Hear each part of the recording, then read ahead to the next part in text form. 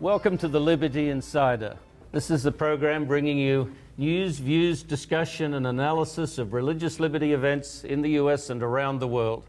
My name is Lincoln Steed, editor of Liberty magazine, and my guest on this program is attorney John Ashmeade. You're the not long minted Associate Director of Public Affairs and Religious Liberty for the Adventist Church in the Atlantic Union section, which is the northeast of the United States, right? That's correct. That's correct. And as I said, you're an attorney. So even though you're not long in this position, you've had a long association with the law and religious liberty. I know that. Right. And you and I have had many contacts. Before the program today, we were talking about writers and writing skills. And I didn't bring up poetry. I love poetry. Okay. And there's a poem that I've often preached on, written by William Butler Yeats around the time of World War I, I think it was, called The Second Coming. Okay. And he said in that poem, he says, things fall apart, the center cannot hold.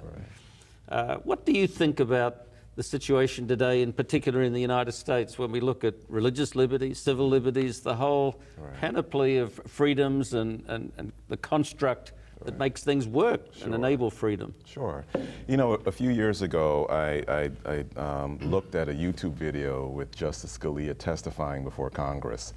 And always very entertaining to watch. Always very entertaining. And the fascinating thing was he was talking about really what makes America great. And I know that's a theme that's...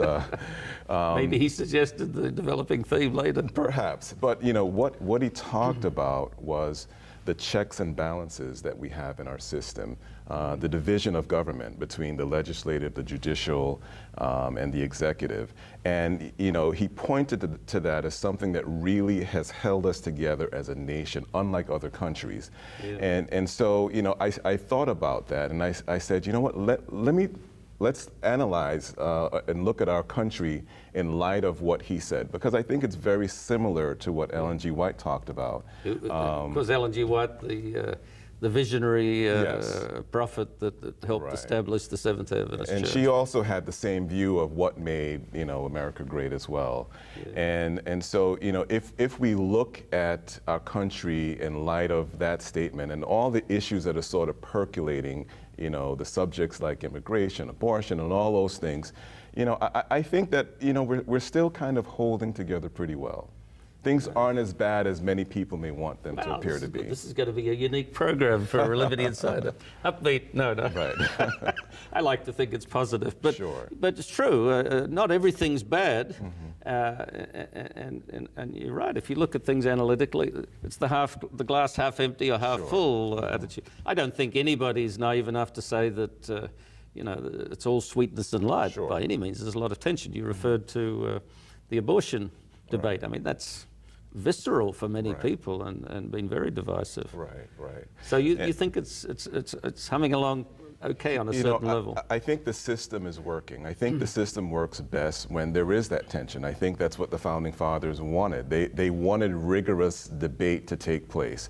You know, because if that's not occurring, if there aren't opposing views, then power becomes centralized. And I think that's really the danger for us. And so, you know, you need a Congress where there is a strong Democratic Party, a strong Republican Party, and they're really going at it, you know, with issues. And there are times where there's standstill. We can't make progress because the debate is so intense, and, you know, neither side can really gain the advantage. I think that keeps us on a straight and narrow path. And when you have a situation where one party dominates, or, you know, one branch of government dominates, I think that's where we run into problems. It's, I mean, what you're saying is very true. I love the U.S. history, and while I was born in another country and came here in my teens, and then actually went back to Australia for a while.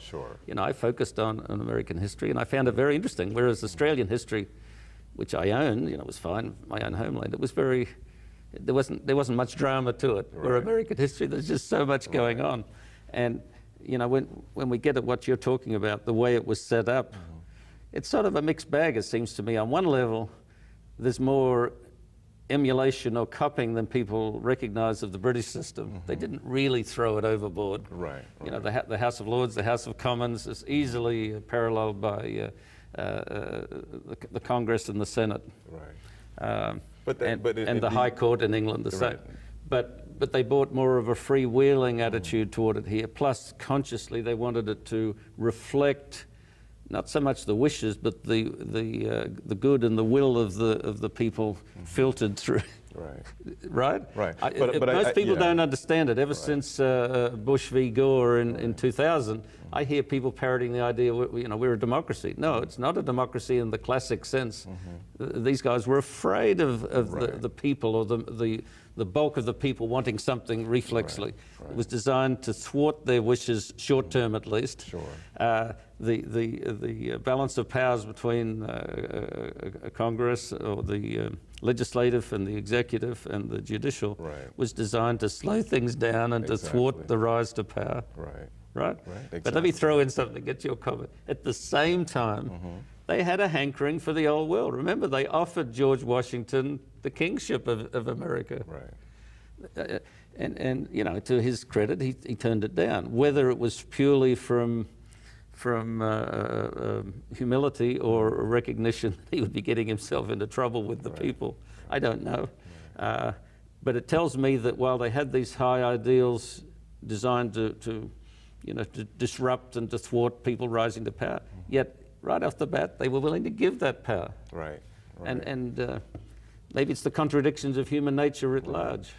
You know, I think when you look, you mentioned your homeland of Australia. They have a parliamentary system where the executive is sort of still aligned with the legislative, and so his future, or his or her future, is sort of tied to how his political party. His future could be same day. He could be out. He could be out, and I think you know, the American system, in my view, is a little bit better because you have that independence between the two, and you have that rigorous debate that takes place between the two, and I think that's healthy and good. I'll buy better, but I'd just say different. They'd have different strengths. You're not buying it.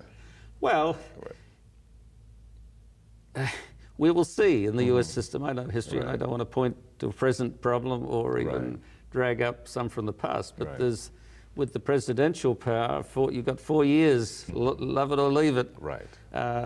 And if the power was abused for 4 years, what can you do about it? It takes care of itself very quickly in the British system. I like what you're saying. If the power is abused, what can you do about it? You have the judiciary and you have the legislative branches who can intervene and control that power. So I think that's what I'm saying. All the time.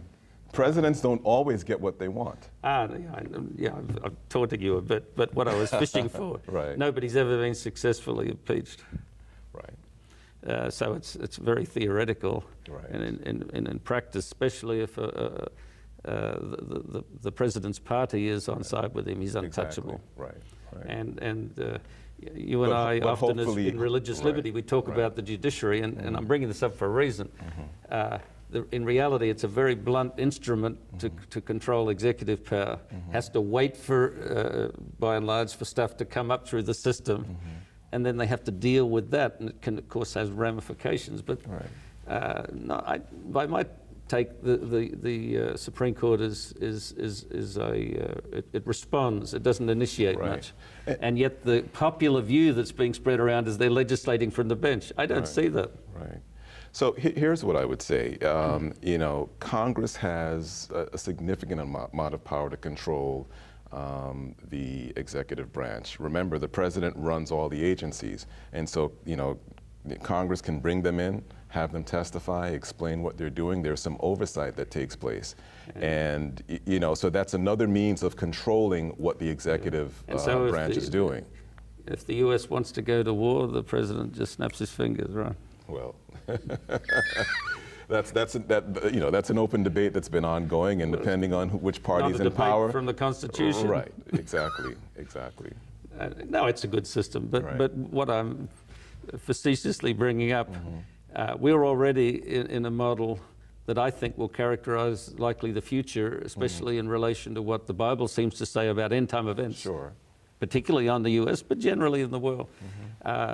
Those sort of things can easily be enabled in the US by just ignoring the Constitution, and we're already in a dynamic where on many fronts, not least of which the war powers of the presidency, which have been assumed, the Constitution is not really as operative as people imagine. Right.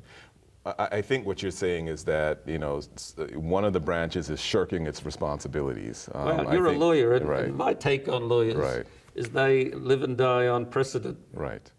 And if you do something and get away with it, you can more easily get away with it again. Right. And that's what we're seeing in government, not just by the president. I'm not picking on our present president or any of them, but just observing it. There's been a growing presidential power because they've just done stuff and gotten away with it. Right. The judiciary, not so much, but a little bit. Right. And it's interesting that I think the legislators have become more and more fractious, but they're not really doing as much. And yet, you mentioned Ellen White before, writing, I think, under inspiration to early Adventists. She said that one of the worst developments that's predicted in the Bible and that she elaborated on, the Sunday law, or in other words, strong partisan religious legislation in the US, will come through the legislature when people directly push them. Right. So at the moment, I don't really see that tendency. Right. No, I don't see that happening right now. I think, you know, we see some signs that should be concerning to us, but you know, the sort of alliance that Ellen G. White predicted hasn't necessarily occurred. You know, and look, things can happen very quickly. Well, we've all learned that since 9/11. We've learned that since 9/11, but you know, right now things remain relatively stable. And you know, I know that people are predicting some bad things and they see some things, but they're not necessarily there. I think, you know, the system remains intact. You know, there still remains a separation of church and state that is healthy. You know, we are debating that issue in this country even more and more each day and trying to figure out the right balance. And in any system, there are times when you're going to go too far to the left, you're going to go too far to the right, but there, you know, we always sort of balance out. You know, I look at this country, there are times where you have one party dominating the entire system. And, you know, the American people have a way of remedying that. And they go to the polls, and before you know it, the president no longer has the Congress behind him. And you know, now he's got to fight to get his agenda across. Or, you know, a few years later, the makeup of the court changes.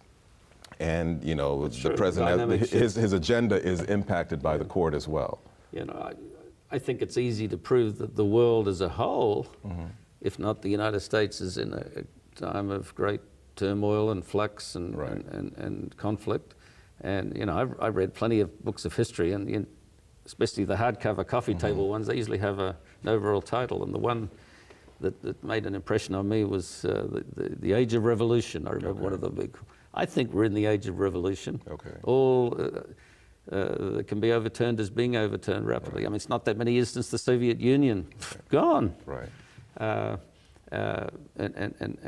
you know, in Africa, for example, you often see regimes, South Africa, who would have imagined that repressive apartheid regime could go so quickly and with just barely a whimper? And, you know, we write that large. It's not impossible that even in the US, while it appears stable now, we could have a radical shift. But at the moment, yeah, I think you agree. The Bible talks about a little time of peace. I think in some ways we're in that. I think, you know, what our understanding of prophecy is that at some point the religious viewpoint will start to dominate. And, you know, the question is, has that really occurred? Big question. Let's take a break with that question in mind, come back, and we'll continue this discussion. A very positive, I think, practical look at what's happening in the United States today.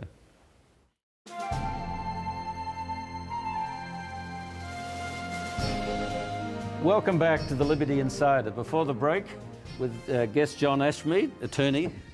John Ashmeade, that's a lot of your credibility, because attorneys, if nothing else, should know history, right? Oh, my goodness. Isn't that one of the prerequisites, pretty much? No, it's not. But, well, it may be prerequisites, the wrong word. I've been told many times that's a good backdrop to going into law.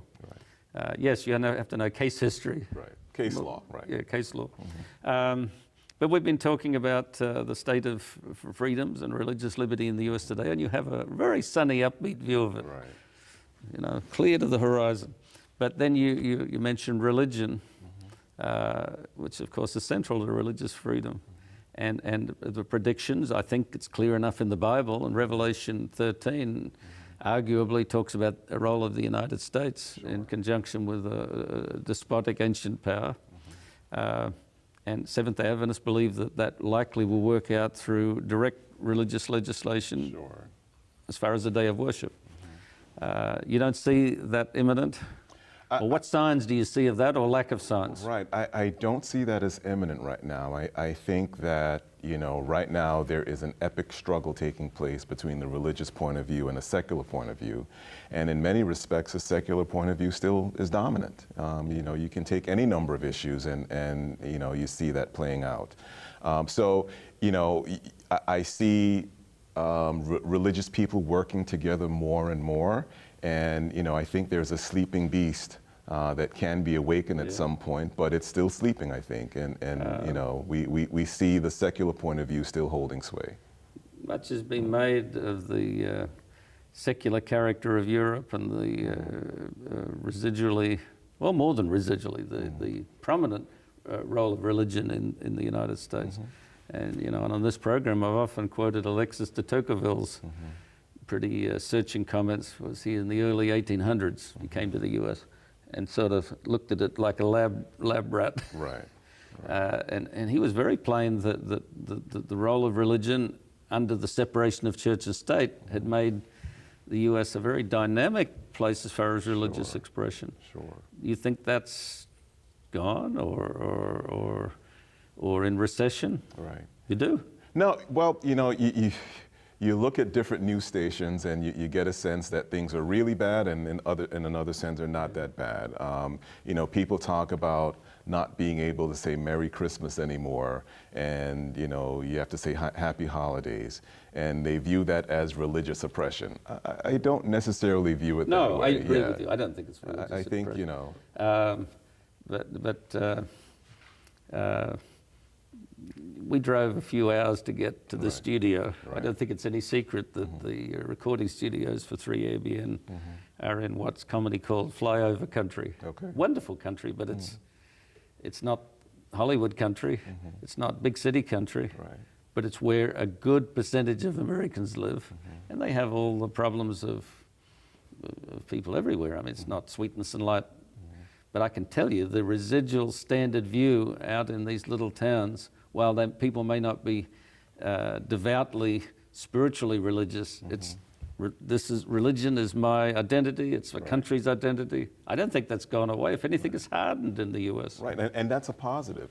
You know, it's a good thing that on a Sabbath or on a Sunday, you know, a large majority of Americans can go to church and they can worship, and you know, the government isn't there monitoring and trying to prevent them from worshiping or placing limits on them.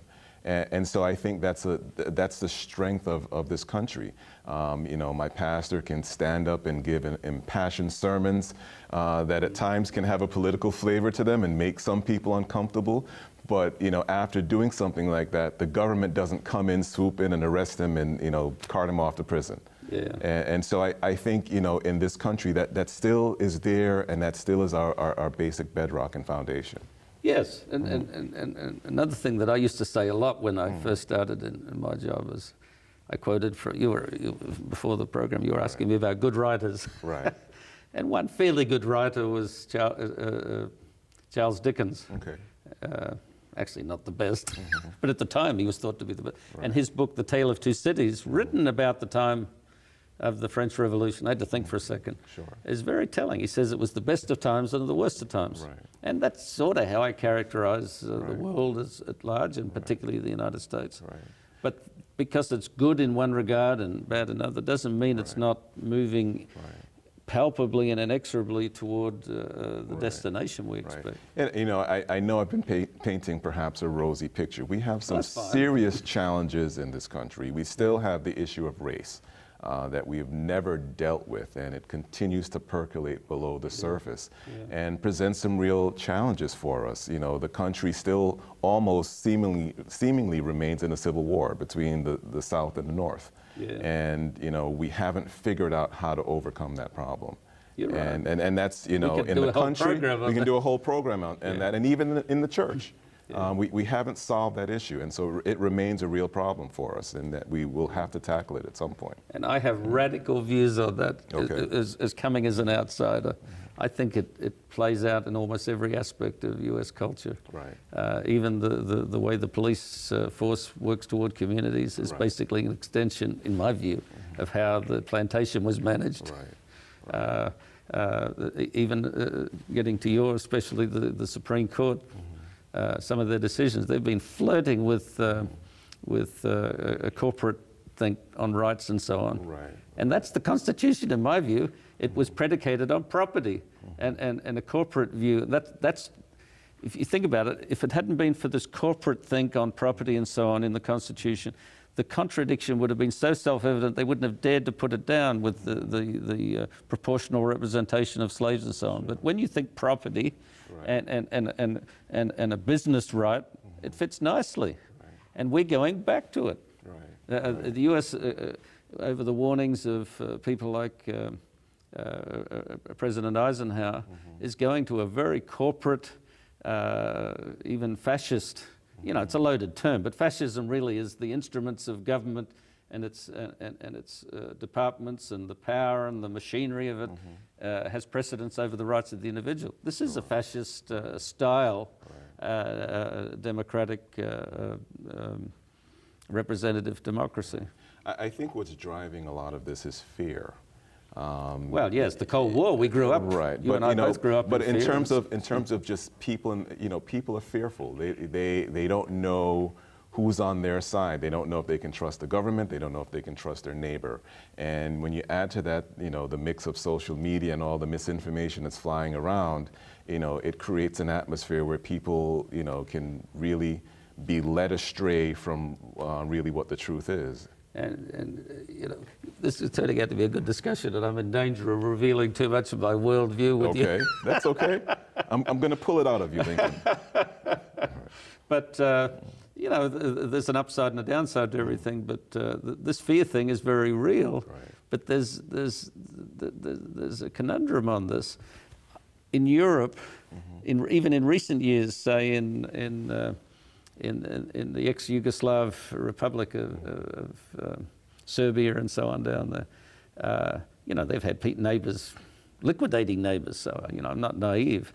But I think in Europe as a whole, they're not afraid of their neighbours the same way. There's a peacefulness, especially when you get to countries like Switzerland, that's never existed in the US. Okay. And I sort of am constantly analysing it. I don't think the US really has a fixed, friendly neighbourhood concept. We're all travellers. We've settled down, and there's a suspicion that arises from the Reconstruction and the Civil War of the night riders and all that sort of stuff. There's just been agitation that people are very uncertain. They don't trust their neighbours, and I don't think it's just modernity that's brought it on in the US. I think there's always been these walls and the stated and sometimes unstated threat that destabilises. Anybody that comes from another country knows that in the US there's electricity in the air. You don't know. Someone might randomly, it doesn't happen often, but it happens randomly. Someone might shoot you. There might be a violent act. That's not really true in other Western countries. Sure. I mean, we are a melting pot that's never fully melted. Yes, that's a good way to put it. And so the challenge is, bringing us together as a nation, and it's very difficult. But anyhow, I appreciate you bringing this positive view, because we all need to keep in mind there's a half full and a half empty view of the glass. And at the end of the day, there's no question that the United States remains a spectacularly positive force in the world. There's not always positive, but as a totality. And we have a lot to be thankful for. Sure. So where do you think it goes from here, though? Is the positive to be sustained, or how do we guard against the drift to a darker side? So I'm very concerned. I'm very concerned because, you know, what I see occurring is, you know, social media is presenting a real risk to us. There are, you know, I'm on Facebook regularly, and the things that I see my friends posting, you know, quite often I will say to them, you know, have you vetted this? And they haven't. And you just do a quick search and you find out that what they're saying isn't really true. I've seen a lot of representations of the Earth spinning or floating through limitless space. In some of the more bizarre ones, there's all sorts of explosions and cataclysms erupting like pustules from the surface of a dangerous planet. In other, it's a lonely planet, blue and silent and not much happening. In reality, this little world, this speck among a cascade of specks in space, is the center for us and arguably the apple of God's eye, if you like, because a great principle is being worked out here, a cataclysmic battle between the anti-God principle and those who are loyal to God. This world is in turmoil, there's no question, but we need to see beyond this, a resolution, a great victory, and this little blue planet is going to brilliantly shine, not because of what it is, because of what God is. For Liberty Insider, this is Lincoln Steed.